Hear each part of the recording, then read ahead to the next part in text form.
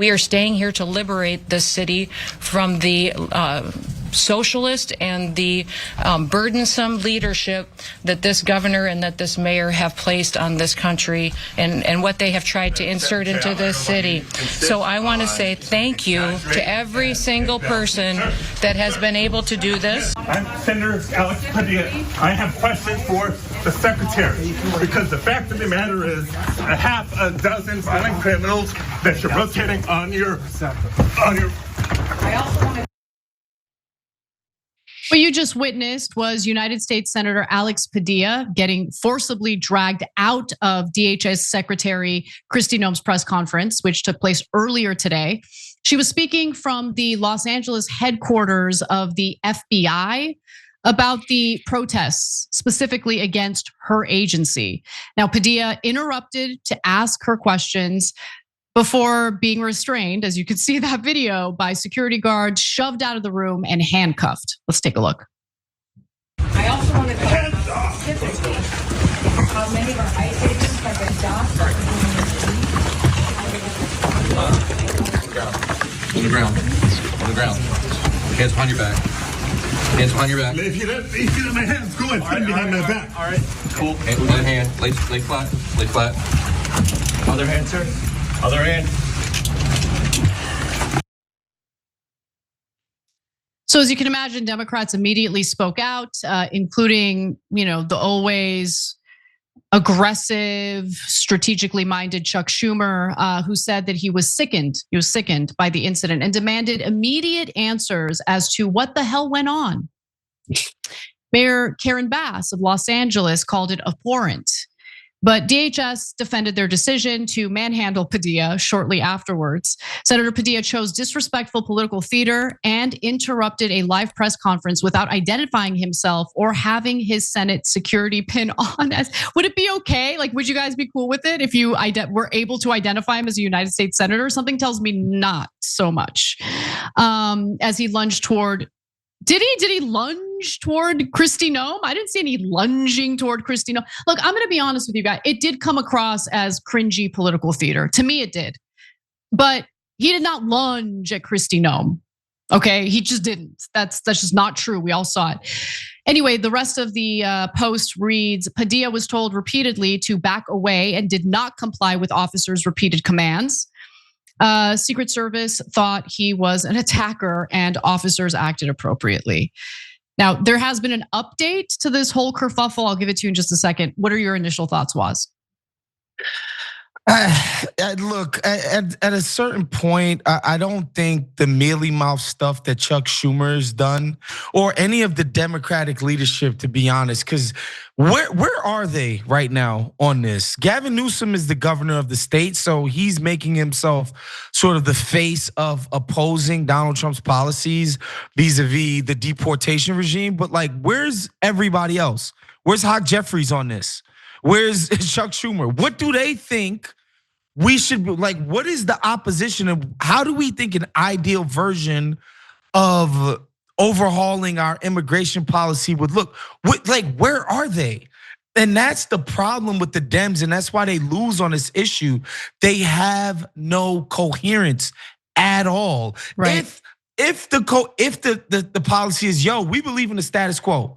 We believe that when Joe Biden signed those orders to expand, the people who could claim asylum and the people we were giving safe refuge to, here's why he did it. Here's why it's fine. Here's why it's going great. Here's what we should be doing to process it. Okay, cool. Or here's why, Joe Biden might have had it wrong. We want to do nothing. There's nothing. What is the Democratic Party's position on what's going on right now? The Republicans can simply tell you 12 million extra people came, whether that number's accurate or not, I don't know. 12 million extra people came. We got to get them the hell out. That's the message. Yeah. They have a message. They got something. I mean, it goes back to it goes back to the broader problem with the Democratic Party, the lack of a leader. And I'm sorry, Hakeem Jeffries is not. Oh God. He's not made of the stuff necessary to be thought of as a leader. He's just not. Hakeem Jeffries could not lead a prostitute to bed. I promise you, he is nobody's leader. He is just not. I'm just telling You're my favorite. you. You're my I'm favorite. just telling you really you, are. that You're dude is not a amazing. leader. No, He's you're not. right. You're right. I mean, he's the guy who basically like threatened the Trump administration if they end up arresting one of their members. And then they proceeded to arrest one of their members. And my favorite part is like, oh, they're gonna find out. They're gonna find out. They're gonna find out. And then, okay, what did they find out? That you have no plan. You guys have no plan. That's the problem. There's no plan. There's no strategy at all. But apparently Padilla and Noem buried the hatchet. Here's what she told reporters after the press conference. Had a great conversation, sat down, talked for 10, 15 minutes about operations in LA, some activities of the Department of Homeland Security. And so I thought it was very productive. And I wish that he would have reached out and identified himself and let us know who he was and that he wanted to talk. His approach, was something that I don't think was appropriate at all. But the conversation was great, and we're going to continue to communicate. We exchanged phone numbers, and we're going to continue to talk on ways we can communicate better. Why did you detain him? Why was that the action you decided to take? I'll let the law enforcement speak to how this situation was handled, but I will say that it's people need to identify themselves before they start lunging at people that during press conferences. Well, Alex Padilla saw things a little differently. There peacefully. At one point, I had a question. And so I began to ask a question. I was almost immediately forcibly removed from the room. I was forced to the ground, and I was handcuffed. If this is how this administration responds to a senator with a question, if this is how the Department of Homeland Security responds to a senator with a question, you can only imagine what they're doing to farm workers, to cooks, to day laborers out in the Los Angeles community and throughout California and throughout the country. So, that last point was, I think, a pretty legitimate and credible point to make. What are your final thoughts on this, Waz? I mean, I'm glad he's out there making the case for these migrants, these workers, these undocumented folks. I'm happy that at least somebody wants to put a voice and make the case to why these people belong in our country. And they aren't just visitors. They're part of what we do. They're part of why we're great. And, I would just like to hear some Democrats explain to the world their worldview that we want America to be a great country that people are dying to get to.